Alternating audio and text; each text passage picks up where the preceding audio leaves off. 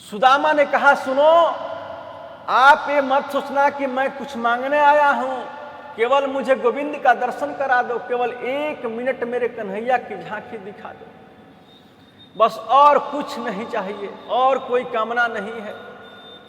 द्वारपाल उनको प्रणाम करते हुए कहते हैं कि एक बात आपसे कहें पंडित जी, हमारे प्रभु के यहाँ संत ब्राह्मण आने पर कोई रोक नहीं है। ब्राह्मण और संत तो बिना अनुमति के भीतर प्रवेश पा सकते हैं, और हम आपके भीतर लेकर जाएं तो इस बात का हमें दंड नहीं मिलेगा। लेकिन एक बात है, अभी हमें महल से सूचना मिली है कि उसके आधार पर हम इतना कहते हैं कि हमारे प्रभु श्री कृष्ण दोपहर का भोग पाकर संभवतः अपने शयन कक्ष में प्रस्थान करने वाले हैं।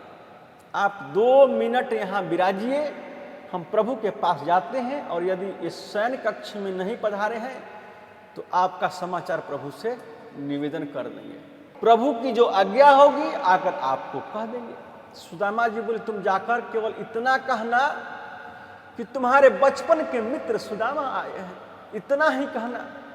जय विजय ने जाकर श्री द्वारिकाधीश से प्रार्थना की कि भगवान ने कहा, बोलो क्या बात है। जय विजय बोले, आपके विश्राम में व्यवधान डालने की धृष्टता के लिए हमें क्षमा चाहते हैं, हम क्षमा चाहते हैं। प्रभु को साक्षात करुणा के सागर है।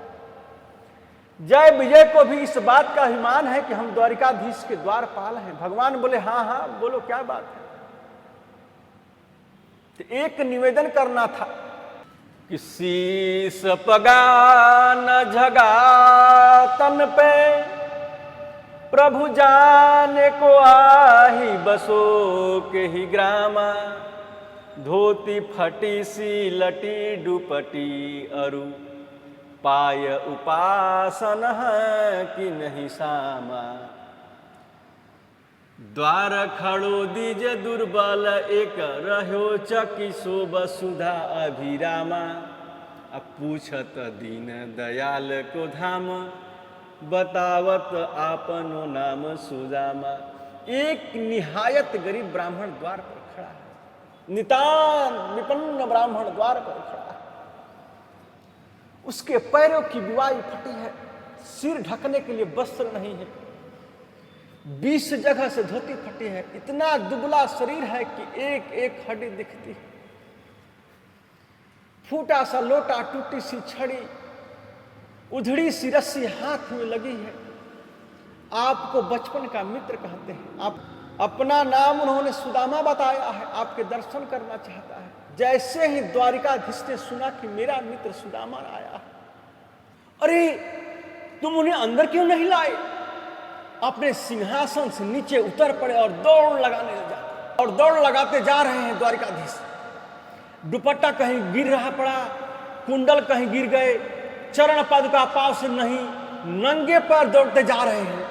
लेकिन प्रधान द्वार पर आने के लिए 7 देवढ़ियों को पार करना पड़ता है। तपती हुई बालू में प्रभु ने एक देवढ़ी पार करी कि द्वारिका में हड़कंप मच गया। महामंत्री उद्धव ने पूछा, क्या हुआ? द्वारपाल बोले, हमसे एक बहुत बड़ी गलती हो गई महामंत्री जी, कि कोई ब्राह्मण द्वार पर आया और हमने बिना विचारे प्रभु को सूचना दे दी। भगवान ने जैसे ही उसका नाम सुना तो नंगे पांव ही दौड़ पड़े। प्रभु के बड़े पुत्र प्रद्युम्न ने पूछा, क्या हुआ? बोले, पता नहीं, कोई ब्राह्मण मिलने आ गया। हमने जाकर प्रभु को कहा तो प्रभु ने दौड़ लगा दी। अब तो प्रभु के पीछे उद्धव जी, प्रद्युम्न जी सब दौड़ रहे हैं। सबको चिंता हो रही है कि आखिर बात क्या हुआ। द्वारकाधीश से मिलने यदि ब्रह्मा भी आवे तो उनको 2 दिन प्रतीक्षा करनी पड़ती है। दौड़े दौड़े मेरे द्वारकाधीश प्रधान द्वार पर आए और वहां बैठे सुदामा को उठाकर अंक से भर लिया। जाने कितने दिनों से मिलने को तरस रहे थे, और देखी सुदामा को दीन दशा करुणा करके करुणानिधि रोए। पानी परात को हाथ छुए नहीं, नैन की जल सो पलट हो। महात्मा सुदामा जी को देखकर गोविंद करुणार्ध हो। सुखदेव जी कहते हैं कि परीक्षित, कृष्ण के रुदन को देखकर सुदामा जी जोर जोर से रोए, लेकिन अपने अश्रुओं को अंदर पी गए। सुदामा जी सोचे कि मैं कदाचित रोया तो कोई ये न समझ ले कि कुछ मांगने आ गया। गरीब ब्राह्मण सुदामा तो धीरे धीरे प्रभु आए। प्रभु की करुणा को देखकर उद्धव जी गदगद हो गए। भगवान के प्रेम को देखकर उसके पौत्रादि सब गदगद हो गए। धीरे धीरे सुदामा को अंक से भरकर द्वारिकाधीश आए और अपने अंतःपुर के दिव्य स्वर्ण सिंहासन पर बैठा दिया। उनके चरणों में स्वयं प्रभु बैठ गए। सुदामा जी के झाड़ी में भरकर रुक्मिणी जी जल लाई। प्रभु जैसे ही सुदामा के चरणों को धोने लगे, अरे लाला तू कहाँ करे रे कन्हैया, मेरे पामन में काहे तू धोवे? मोए बड़े संकोच लगे, बोले विप्रा प्रसाद आदरणी धरोहम, विप्रा प्रसादा कमलावरोहम, विप्रा प्रसाद अजित जितोहम, विप्र प्रसादाद मम राम नाम। आज मैं जो कुछ भी हूं आप ब्राह्मणों के आशीर्वाद से हूं। यही तो मेरे पास में धन है, आपकी कृपा से ही तो सर्वस्व मुझे प्राप्त है। स्वर्ण मंडित सिंहासन पर श्री सुदामा जी को विराजमान कर उनके चरण को धोकर बोले कि आपके इस चरणामृत से आज मेरी द्वारिका पावन हो जाएगी। चरणों को धोकर पूरे महल में प्रभु ने छीटा। रुक्मिणी जी पीछे खड़ी होकर सुदामा जी को पंखा झुला रही है। आचार्य सुखदेव जी कहते हैं कि परीक्षित, श्री कृष्ण ने सुदामा जी का जो अद्भुत स्वागत किया, इस स्वागत किसी दरिद्र का नहीं है, किसी भिखमंगे का नहीं है। स्वागत है सुदामा के जीवन के त्याग का। यदि त्याग ना होता तो इतना स्वागत गोविंद कैसे करते? रुक्मिणी जी पंखा झलने लगी और मन में विचार करने लगी कि इस अवधूत निर्धन ब्राह्मण ने ऐसी कौन सी तपस्या की है, जरूर पूर्व जन्म में कोई सत्कर्म करके आया होगा कि त्रिलोकी के गुरु मेरे पति लक्ष्मीपति साक्षात श्री कृष्ण जिसका इतना स्वागत करते हैं, वास्तव में इसने कोई बहुत बड़ा सत्कर्म किया होगा। किमनेन कृतं पुण्य मवधूतेन भिक्षुणा श्रियाहीनेन लोकेस्मिन् गर्हितेन धमेन च। धूप से, दीप से, नैवेद्य से सुदामा जी का स्वागत किया। भगवान की सब पत्नियां आकर बैठी हैं, भगवान के पुत्र पुत्रात्रि भी सब आकर बैठे हैं। ऊपर से नीचे तक प्रभु सुदामा जी को देख रहे हैं। गोविंद ने पूछा, सुदामा जी कैसे हैं? सुदामा जी ने जवाब दिया, गोपाल मेरे समान सुखी संसार में दूसरा कोई नहीं है। गोविंद बोले, ये तो मुझे सब दिखाई दे रहा है कि आप कितने सुखी हैं। 56 प्रकार के भोग बनवाए जा रहे हैं। आज हम राज के कार्य नहीं देखेंगे, भगवान के मंत्री, भगवान के सेनापति सब लोग भगवान के समान में बैठे हैं, परंतु प्रभु सुदामा के चरणों के नीचे बैठे। रुक्मिणी जी पंखा झुला रही है। 56 प्रकार के व्यंजन जब बनकर आए तो प्रभु ने कहा, भोग लगाइए। ऐसा नहीं कि सुदामा जी को मिला नहीं होगा तो टूट पड़े होंगे, नहीं। सुदामा जी ने बोला कि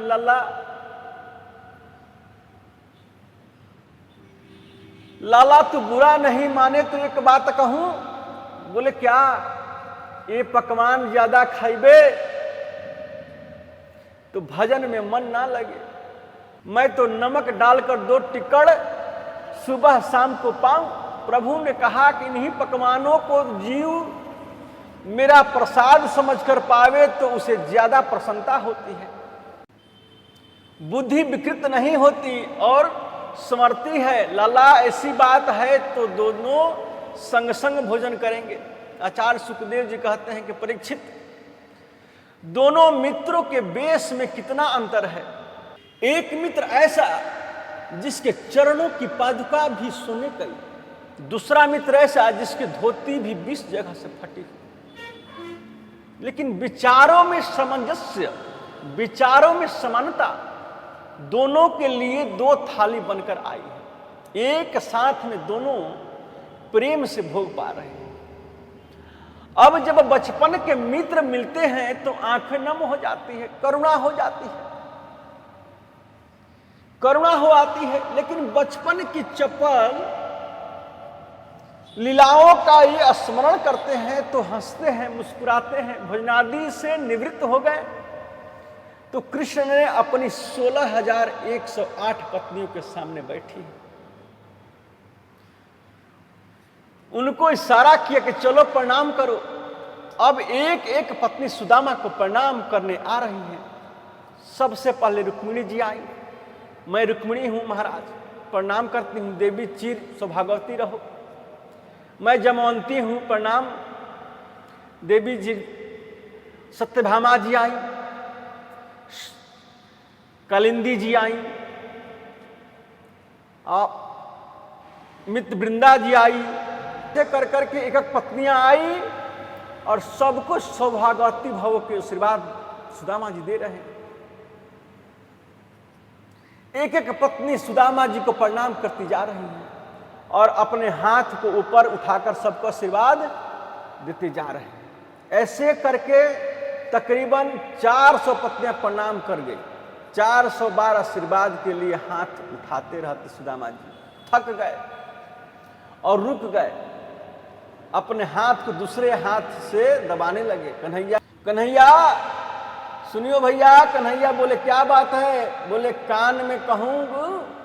भगवान ने अपना कान सुदामा जी के मुख के पास किया तो सुदामा जी कान में बोले कि अभी कितनी और है? भगवान बोले बहुत है, 16,108 है। अच्छा सुनियो लाला। भगवान बोले क्या बात है? बोले कान में कहूँ। फिर सुदामा जी ने कहा क्यों कन्हैया, ये अपनी ही है? हाँ जी, मैंने सोची शायद आस पड़ोस की आ गई हूँ। जी नहीं, सब अपनी ही है। बहुत अच्छी बात है लाला, हम तो आशीर्वाद ही देते, लेकिन मैंने लिए पूछी लाला कि ये मेरा हाथ हार गए है। अब देख दुबलो पतलो ब्राह्मण हूँ, हाथ भी हार गए हो कन्हैया, और ये एक एक करके प्रणाम करने आएंगी तो सप्ताह भर प्रणाम में ही हो जाएगा। एक काम कर लला, सबकी तरफ से तू कर ले प्रणाम, सो मैं तक को आशीर्वाद दे दूं तो सबको मिल जाएगा। भगवान ने ऐसा ही किया। जब प्रणामादि कार्य हो गया तो कृष्ण ने बहुत सुंदर बात कही। अपि ब्रह्मान् गुरुकुलात् भवता लब्ध दक्षिणात् समावृतेन धर्मज्ञ भार्योढ़ा सदृशी नमा। सुदामा जी, आपको याद है बचपन में हम कैसे खेलते थे? एक बार हम लकड़ी लेने गए तो जब कैसी बारिश आई थी, गुरुजी ढूंढते ढूंढते पहुंच गए। गुरु माता ने कहा कि जब तक मेरे कृष्ण सुदामा नहीं आ जाएंगे मैं भोजन नहीं करूंगी। हम लोगों में कितना प्रेम था। आपको एक बात याद होगी कि हम सभी छात्र आपको चिढ़ाते थे। हम लोग कहते सुदामा जी विवाह करोगे, आप कहते थे हमें कोई विवाह नहीं करनो भैया, हम तो महात्मा बनेंगे। वो तो बचपन की बात है। आप अपने गांव चले गए और मैं मथुरा में अपने गांव आ गया। एक बात बताइए, फिर आपको आप जैसी परम पत्नी मिली कि नहीं? आपने विवाह किया कि नहीं? सुदामा जी बोले देख ले कैसी बात पूछी है भीड़ में, कहीं भीड़ में ये सब बात पूछनी चाहिए? भगवान बोले सब घर के ही लोग हैं, बाहर की कोई नहीं है। सुदामा जी बोले कि लाला विवाह की बिल्कुल इच्छा नहीं, पर माता पिता ने बहुत आग्रह किए, तुमको विवाह करना पड़े। तेरी भाभी को नाम है सुशीला। कृष्ण बोले बड़े कठोर है आप, बड़े निष्ठुर है। विवाह तो कर लिया और मुझे निमंत्रण भी नहीं दिया। सुदामा जी बोले ज्यादा बात मत बनायो, मैंने तो एक विवाह कियो तो न्योता देने भूल गए हो। और तेनों इतने विवाह कर लिए, मैं निमंत्रण कभी दियो? मेरी बात सुनेंगे तो आपको हंसी आएगी। शाम के 5 बजे तक तो विवाह को विचार नहीं है और 7 बजे घर में बहू आ गई। सुदामा जी बोले तो सब ऐसे ही आ गई भैया? बोले नहीं, बाद में तो विवाह ढंग से हुआ, लेकिन हुआ ऐसे ही। मैंने विवाह की बात क्यों पूछी सुदामा भैया जानते हो? मैं क्या मालूम, तैने पूछी, मैंने बता दी। कन्हैया बोले घर में यदि आप अकेले होते तो पूछना व्यर्थ था, लेकिन जब आपका विवाह हो गया तो मेरी भाभी घर पर है, तो भाभी ने मेरे लिए क्या भेजी है? संकोच के मारे सुदामा का सिर झुक गया। कैसे बताऊं? कृष्ण तो मेरा परम कृपालु है, पर इसकी जितनी पत्नियां हैं सब बड़े बड़े राजघराने की बेटी हैं। इनके बीच में फटी हुई पोटली को कैसे दिखाऊं? ये चावल की पोटली कैसे दिखाऊं? सब क्या कहेंगे, देखो कैसा मित्र है, चावल बांध के ले आया है। लेकिन सुदामा तो परम पवित्र संत है, झूठ नहीं बोलते। झूठ कैसे बोले कि भाभी जी ने कुछ नहीं भेजा? सुदामा जी ने सोचा कि सब पत्नियां कृष्ण की जब अपने अपने महल में चली जाएंगी तो पोटली दिखा दूंगा, तब तक कुछ बात बदलूं। सुदामा जी बोले अच्छा लल्ला, तुमको याद है ना कि हम बचपन में कैसे पढ़ियो करे थे? समझा लाने को काम तो मुझे मिलियो। हवन के लिए जो सामग्री चाहिए वो मैं एकत्रित कर तो गुरुजी महाराज भी कहा करते थे कि मेरे शिष्य में सुदामा बड़ा तेजस्वी है, कृष्ण सबसे बड़ा उद्यमी है। ये गुरुदेव कहते थे ना, पर लाला तेनो तो हमसे पहले विद्या पूरी कर गए। कन्हैया बोले बात मत बदलो, ये बताओ भाभी जी ने क्या भेजा है? सुदामा जी सोचे ये भूले को थोड़े, ये तो या की विशेषता है, जा बात के पीछे पड़ जाए फिर ना भूले। अरे हम भाभी जी के बात बाद में कर लेंगे, नेक बचपन की। अच्छा तुम्हें याद है एक बार हम लकड़ी लेने गए थे, गुरुजी ढूंढते भय पहुंचे। भगवान बोले सब मालूम है, लेकिन भाभी जी ने क्या भेजा है सो बताओ। सुदामा जी बोले एक बात है कि तू जा बात के पीछे पड़ जाए तो फिर भूले ना। अरे हम कह रहे हैं कि भाभी जी की बात बाद में कर लेंगे, पहले बचपन की बात कर लें। ज्यादा बात बनाओगे तो सबके बीच में तेरी पट्टी खोल देंगे। तो आप जानती हैं आपके पति द्वारिकानाथ बचपन में क्या थे? रानिया बोली बताइए ना क्या थे? तो बोले द्वारिकानाथ जी महाराज बचपन में गोकुल की गलियों में नंगे ही डोला करते थे। मालूम है ये काम क्या करते थे? जब गलियों में होकर निकलते तो गोपिया कहती कि लाला नैक सुनियो, तो ये बोलते कहाँ बात है? गोपिया कहती हमारी माखन की मटकी में नैक चैटी पड़ गई है, बीन दोगे क्या?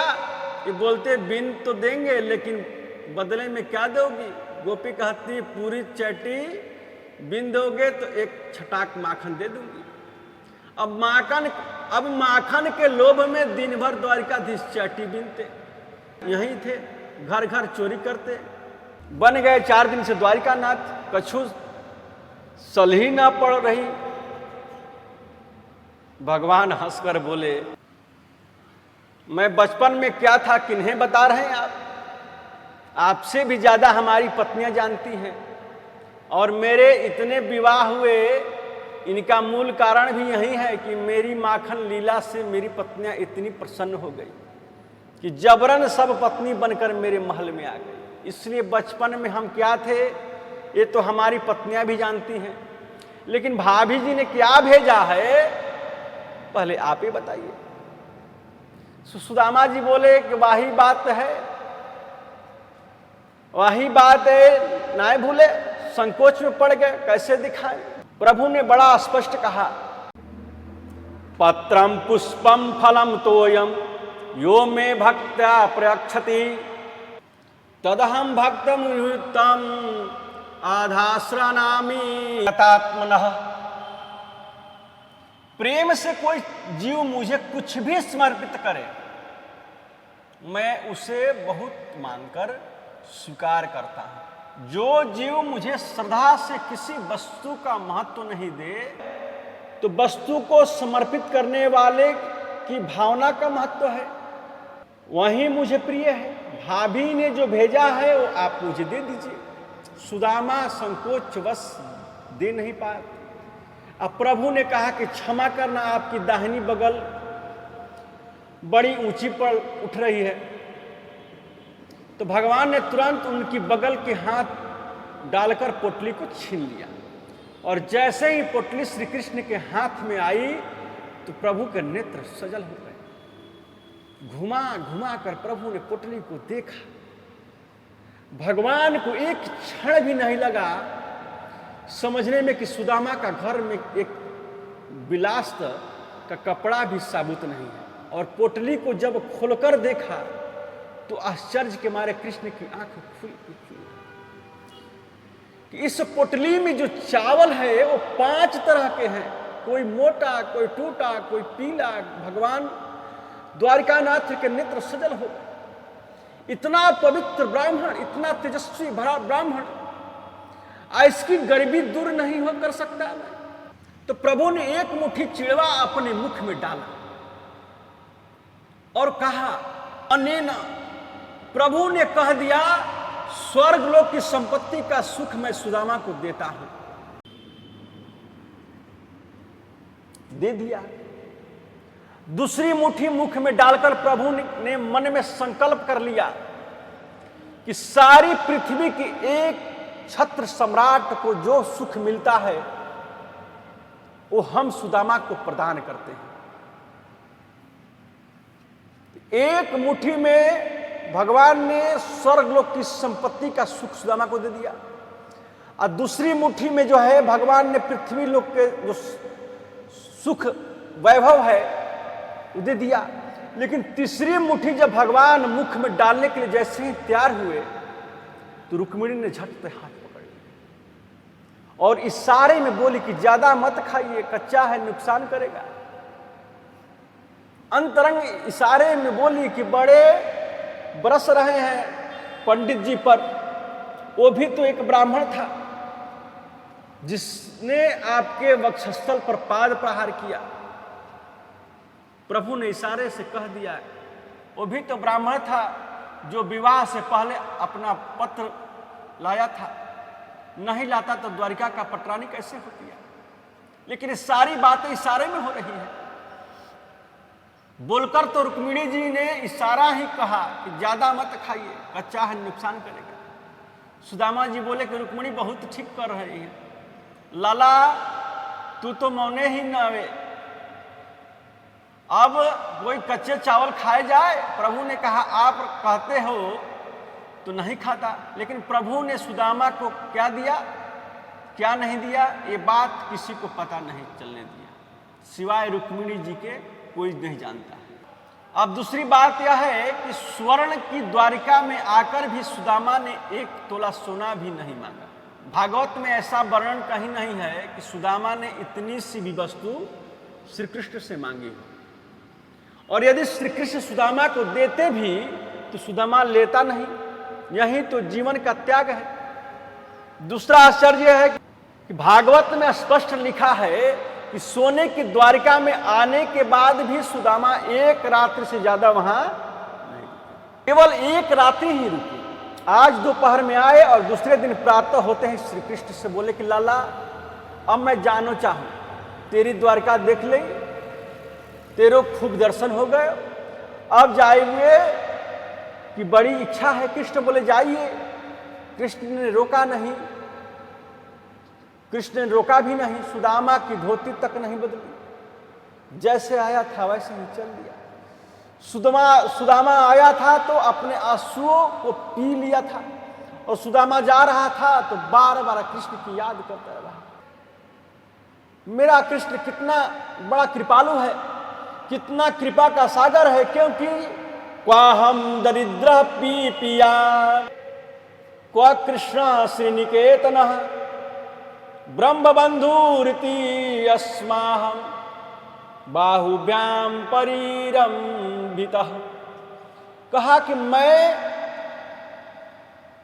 कहा तो मैं दरिद्र पापी, और कहा लक्ष्मीपति मेरे कृष्ण मित्र। अरे वाह रे कन्हैया, ऐसे कृपालुता मैंने कहीं नहीं देखी, ऐसा करुणा का रूप मैंने कहीं नहीं देखा। कृपा का वास्तविक रूप तो तुम ही हो गोविंद। ऐसे सोचते सोचते सुदामा जी जा रहे हैं। 6 महीने जाने में लग गया था, 6 महीने आने में लगा था। सुदामा जी जैसे ही अपनी कुटिया वाली जगह पर आए, जहां सुदामा जी की झोपड़ी थी, वहां सुंदर महल खड़े हैं। सुदामा जी बोले, मेरी झोपड़ी कहाँ गई, मेरी कुटिया कहाँ गई, मेरे समझ में कछु नहीं आया। वहां भी 2 दरबान खड़े हैं। दोनों ने सुदामा से पूछा, सुनिए ये कौन सी जगह है? दरबान बोले, सुदामापुरी है। कहिए क्या बात है, सुदामापुरी? लेकिन मेरी पूरी होने का तो कोई मतलब नहीं। सुदामा ने सोचा कोई सुदामा नाम के सेठ जी होंगे। अब मेरी झोपड़ी हटा दी, अपनी नगरी बसा लिया है।